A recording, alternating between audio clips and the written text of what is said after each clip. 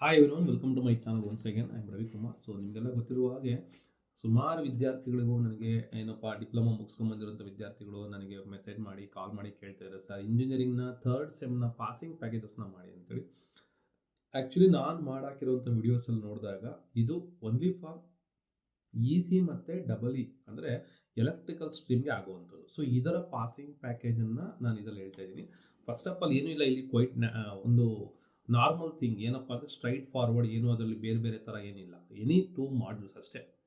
Simple ಆಗಿ ಹೇಳ್ಬೇಕಂದ್ರೆ engineering passing package is equal to any 2 modules. ಯಾವುದನ್ನು 2 ಮಾಡ್ಯೂಲ್ನ ನೀವು ಕರೆಕ್ಟಾಗಿ ಪ್ರಾಕ್ಟೀಸ್ ಮಾಡಿದ್ರೆ ಪಾಸ್ ಆಗೋಗ್ತೀರಾ. ಸೊ ಇಲ್ಲಿ ಏನಪ್ಪ ಟ್ವಿಸ್ಟ್ ಅಂತಂದರೆ ಸುಮಾರು ವಿದ್ಯಾರ್ಥಿಗಳಿಗೆ ಆ 2 ಮಾಡ್ಯೂಲ್ನ ಫಾಲೋ ಮಾಡೋದಕ್ಕೆ ಕಷ್ಟ ಆಗುತ್ತೆ.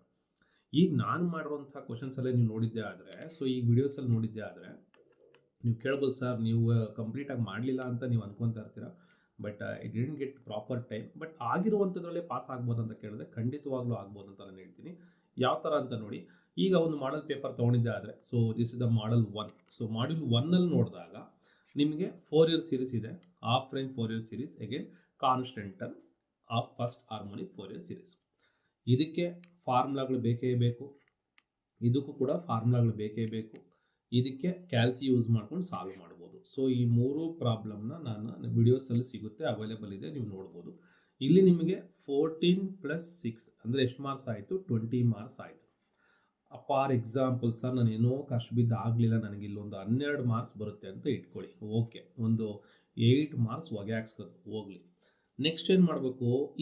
ಇದೆರಡರಲ್ಲೂ ಒಂದೇ, ಅದರಲ್ಲಾದರೂ ತೆಗಿಬೋದು, ಇದರಲ್ಲಾದರೂ ತೆಗಿಬೋದು. ಇದು ಚೆನ್ನಾಗಿ ನೆನಪಿರಲಿ, ಅರ್ಥ ಆಗ್ತಿದೆಯಾ? ಮತ್ತು one more thing you have to remember, answer any 5 full question, choose at least 1 question from each module. 1 question from each module ಅಂದರೆ ಚೆನ್ನಾಗಿ ಅರ್ಥ ಮಾಡ್ಕೊಳ್ಳಿ. ಇಲ್ಲೊಂದು ಏನೋ ಈ ರೆಡ್ ಕಲರ್ ತೋರಿಸ್ತೀನಿ ನೋಡಿ, ಇಲ್ಲೊಂದು ಬಿ ಬರೆಯೋದು, ಇಲ್ಲೊಂದು ಎ ಬರೆಯೋದು, ಇಲ್ಲೊಂದು ಸಿ ಬರೆಯೋದು ಮಾಡಬೇಡಿ. ಇದಕ್ಕೆ ನಿಮಗೆ ಮಾರ್ಕ್ಸ್ ಬರೋದಿಲ್ಲ. ನೀವು ಅಟೆಂಡ್ ಮಾಡಿದ್ದಾದರೆ ಕ್ವಶನ್ ನಂಬರ್ 1 ಫುಲ್ಲಾಗಿ ಎ ಬಿ ಸಿ ಈ 3 ಬರಿಬೇಕು ಹೊರತು ಇದರಲ್ಲೊಂದು ಚಾಯ್ಸು ಇದರಲ್ಲೊಂದು ತೊಗೊಂಡ್ರೆ ನಿಮಗೆ ಮಾರ್ಕ್ಸ್ ಕೊಡೋದಿಲ್ಲ. ಇದನ್ನ ಹೇಳ್ತಾ ಇರೋದು, ಅರ್ಥ ಆಗ್ತಿದೆಯಾ? ಮತ್ತೆ ಇಲ್ಲಿ ಮೆನ್ಷನ್ ಮಾಡಿಬಿಟ್ಟಿದ್ದಾರೆ, statistical tables and mathematical formula handbooks are allowed. ಇದು ನೆನಪಿರಲಿ. ಯಾರೆಲ್ಲ ಈಗ ಮೊದಲನೇ ಅಂದರೆ ಫಸ್ಟ್ ಟೈಮ್ ಎಂಟ್ರಿ ಕೊಟ್ಟಿರ್ತಾರೆ ಇಂಜಿನಿಯರಿಂಗ್ಗೆ, ಅದು ಎಸ್ಪೆಷಲಿ VTU ಅವರು, ನಿಮಗೆ ಹ್ಯಾಂಡ್ ಬುಕ್ ಬಗ್ಗೆ ಐಡಿಯಾ ಇಲ್ಲ ಅಂದರೆ ನಿಮ್ಮ ಪರ್ಟಿಕ್ಯುಲರ್ ಆಗಿರುವಂತಹ ಕಾಲೇಜ್ ಲೆಕ್ಚರ್ನ ಕೇಳಿ. ಅವ್ರು ನಿಮ್ಗೆ ಏನು ಮಾಡ್ತಾರೆ, ಒಂದು ಐಡಿಯಾ ಕೊಡ್ತಾರೆ, ಫಾರ್ಮುಲಾ ಹ್ಯಾಂಡ್ ಬುಕ್ ಕೊಡ್ತಾರೆ. ಹಾಗಾದರೆ ಅದರಲ್ಲಿ ಹ್ಯಾಂಡ್ ಬುಕ್ಕಲ್ಲಿ ಏನೆಲ್ಲ ಇರುತ್ತೆ, ನೀವೇನು ಓದ್ಕೊಬೇಕು, ಇದನ್ನು ನೆನ್ಪಿಟ್ಕೊಳ್ಳಿ. ಯಾಕಂದರೆ ಸುಮಾರು ಸ್ಟೂಡೆಂಟ್ಸ್ಗೆ ಹ್ಯಾಂಡ್ ಬುಕ್ ಬಗ್ಗೆ ಐಡಿಯಾನೇ ಇಲ್ಲ. So one of the previous student ನನಗೆ ಕಿಶೋರ್ ಅಂತೇಳಿ ಎಕ್ಸಾಮ್ ಅಟೆಂಡ್ ಮಾಡೋಕ್ಕೆ ಹೋದ್ರು, ಅಲ್ಲಿ ಹ್ಯಾಂಡ್ ಬುಕ್ ಕೊಟ್ಟಿದ್ದಾರೆ ಅನ್ನೋದು ಅವಾಗೆ ಫಸ್ಟ್ ಟೈಮ್ ಗೊತ್ತಾಗಿದ್ದು. ಅವ್ರೇನು ಅಂದ್ಕೊಂಡ್ರು, ಸರ್ ಫಾರ್ಮುಲಾ ಓದಬೇಕಾಗಿತ್ತು, ಕಷ್ಟ ಆಗ್ತಿತ್ತು, ನಾನು ಫಾರ್ಮುಲಾ ಓದೋಕ್ಕಾಗಲಿಲ್ಲ, ಹಂಗಾಗಿ ನಾನು ಎಕ್ಸಾಮ್ ಸರಿಯಾಗಿ ಅಟೆಂಡ್ ಮಾಡಲಿಲ್ಲ ಅಂತಂದರು. ಬಟ್ ಫಾರ್ಮುಲಾ ಹ್ಯಾಂಡ್ ಬುಕ್ ಕೊಡ್ತಾರೆ ಅಂತ ಮೊದಲೇ ಗೊತ್ತಿದ್ದಿದ್ರೆ ಇನ್ನು ಸ್ವಲ್ಪ ಟ್ರೈ ಮಾಡೋಕ್ಕೆ ಈಸಿ ಆಗ್ತಾಯಿತ್ತು. ಓಕೆನಾ? ಸೊ ಆ ಫಾರ್ಮುಲಾ ಬುಕ್ ಏನು ಅಪ್ಡೇಟ್ ಆಗಿದೆ ಅದನ್ನ ನೋಡ್ಕೊಳ್ಳಿ. ಯಾಕಂದರೆ ಕೆಲವೊಂದು 4 ಇಯರ್ ಸೀರೀಸ್ ಫಾರ್ಮುಲಾಗಳು ಕೂಡ ಅದ್ರಲ್ಲಿ ಸಿಗೋದಿಲ್ಲ. ಅರ್ಥ ಆಗ್ತಿದೆಯಾ?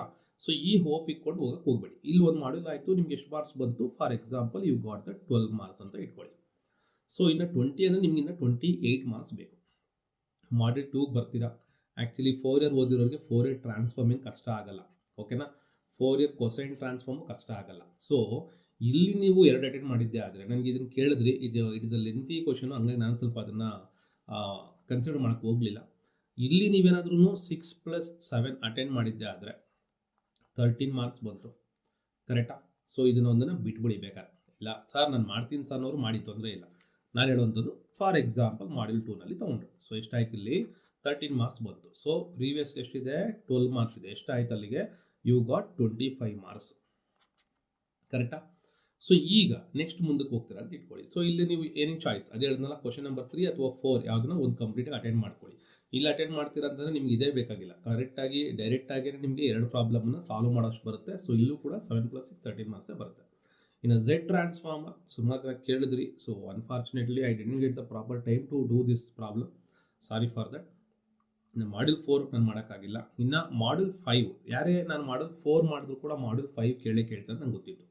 ಈ ಮಾಡ್ಯೂಲ್ 5ಅಲ್ಲಿ ಕಂಪ್ಲೀಟಾಗಿ ನೀವು ಮಾರ್ಕ್ಸನ್ನು ತೊಗೊಳಕ್ಕೆ ಟ್ರೈ ಮಾಡಿ. ಅರ್ಥ ಆಗ್ತಿದೆಯಾ? ನೋಡಿ, ಇಲ್ಲಿರುವಂತಹ 2 ಕ್ವಶನ್ ಏನು ಕೊಟ್ಟಿದ್ದಾರೆ, ಅದೇ ರೀತಿಯಾಗಿ 3ನೇ ಕ್ವಶನ್ ಕೂಡ ನೋಡ್ಬೋದು.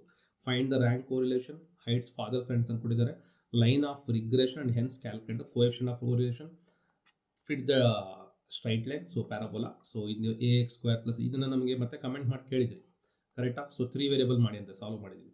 6 ಪ್ಲಸ್ 7 ಅರ್ಥ ಆಯ್ತಿದ್ಯಾ, ಪ್ಲಸ್ 7. ಸೊ ಇಲ್ಲಿ ಕಂಪ್ಲೀಟ್ ಆಗಿ 20 ಮಾರ್ಕ್ಸ್ ಬರುತ್ತೆ. ಮುಂಚೆ ಎಷ್ಟಿದೆ 25 ಇದೆ. ಸೊ ಹೆಂಗೇ ಮಾಡಿದ್ರು 45 ಅರ್ಥ ಆಗ್ತಿದ್ಯಾ.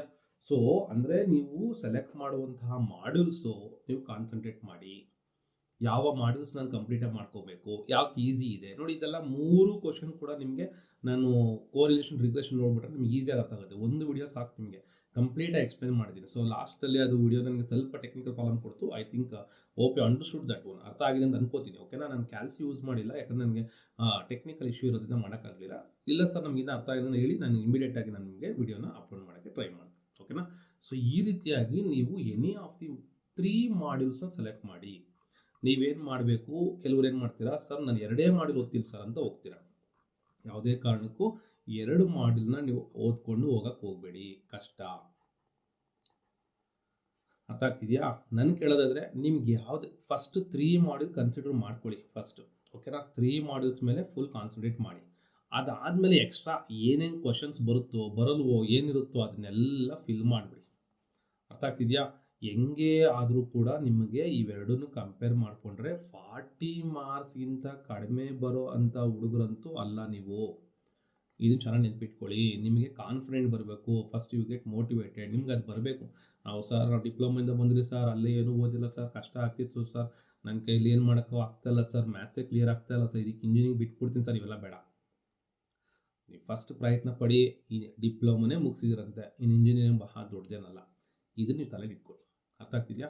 ಸೊ ಇಷ್ಟು ನೀವು 3 ಮಾಡ್ಯೂಲ್ಸ್ನ ಕಾನ್ಸಂಟ್ರೇಟ್ ಮಾಡಿದ್ದೆ ಆದರೆ ಕಂಪ್ಲೀಟಾಗಿ ನಿಮಗೆ ಈಸಿಯಾಗಿ ಈ M3 ಅನ್ನೋದು ಸಬ್ಜೆಕ್ಟು ಕ್ಲಿಯರ್ ಆಗೋಗುತ್ತೆ. So this is only for, ನಾನು ಈ ಮಾಡ್ಯೂಲ್ಸ್ ಪ್ರಕಾರ ಕನ್ಸಿಡರ್ ಮಾಡಿದ್ರೆ ಎನಿ ಆಫ್ ದಿ ಬ್ರಾಂಚ್ ಕೂಡ ನೋಡ್ಬೋದು. ನೀವು ಕಂಪ್ಯೂಟರ್ ಸೈನ್ಸ್ ಓದ್ತೀರಾ ಅಂದ್ರೂ ಕೂಡ ಸೇಮ್ ಇದೆ ಫಾಲೋ ಆಗುತ್ತೆ. ಬಟ್ ನಾನು ಮಾಡಿರುವಂಥ ಪಾಠನೇ ನೋಡ್ತೀರಾ ಅಂದರೆ ಇಷ್ಟು ಮಾತ್ರ ಇದೆ. ನಾನು ಹೇಳೋಂಥದ್ದು ನನ್ನ ವಿಡಿಯೋನೇ ನೋಡಿ ಬೇರೆ ವಿಡಿಯೋ ನೋಡಿ ಅಂತಲ್ಲ, ಒಟ್ಟಿನಲ್ಲಿ ನೀವು ಪಾಸ್ ಆಗಬೇಕಷ್ಟೇ. ನಾನು ಡಿಪ್ಲೊಮಾದಲ್ಲಿ ಇದು ಹೇಳ್ತಿದ್ದೀನಿ, ಇಲ್ಲೂ ಕೂಡ ಅದು ಹೇಳ್ತಾ ಇದ್ದೀನಿ. ಸೊ ಅದಾದಮೇಲೆ ನನಗೆ ಕಮೆಂಟ್ ಮಾಡಿ ತಿಳಿಸಿ, ಸರ್ ಯೂಸ್ ಆಯಿತು ಸರ್ ನಂಗೆ ಸ್ವಲ್ಪ ಆದರೂ ಅನ್ನುವಂಥದ್ದು. ಓಕೆನಾ. ಸೊ ಈಗ ನನಗೆ ಬಂದಿರೋ ಡೇಟಾ 50% ಆಫ್ ಸ್ಟೂಡೆಂಟು ಇಂಜಿನಿಯರಿಂಗ್ ಚಾನಲ್ನ ಸಬ್ಸ್ಕ್ರೈಬ್ ಮಾಡ್ದಿರೋದು ನೋಡ್ತಾ ಇದ್ದೀರಾ. ಅರ್ಥ ಆಗ್ತಿದೆಯಾ. ಆದಷ್ಟು ನೀವು ಒಂದು ವಿಡಿಯೋ ನೋಡ್ತೀರಂದರೆ ಸಬ್ಸ್ಕ್ರೈಬ್ ಮಾಡಿ. ಯಾಕಂದರೆ ಹೊಸಬರಿದ್ದರೆ, ನನ್ನ ಡಿಪ್ಲೊಮಾ ವಿದ್ಯಾರ್ಥಿಗಳಿದ್ದೀರಾ, ಹೊಸ ವಿದ್ಯಾರ್ಥಿಗಳಿದ್ದರೆ ಸಬ್ಸ್ಕ್ರೈಬ್ ಮಾಡೋದನ್ನು ಮರಿಬೇಡಿ. ಇದು ಮೇಯ್ನಾಗಿ ಹೇಳೋವಂಥದ್ದು. ಓಕೆನಾ. ಸೊ ಇಷ್ಟು ಮಾಡ್ಕೊಳ್ಳಿ ಸಾಕು, ಆರಾಮಾಗಿ ಕ್ಲಿಯರ್ ಮಾಡ್ಕೊಬೋದು. ಇದೇನು ಕಷ್ಟದ ಅಲ್ಲ. ಅರ್ಥ ಆಗ್ತಿದೆಯಾ. All the best for your examination. Thank you for watching this video.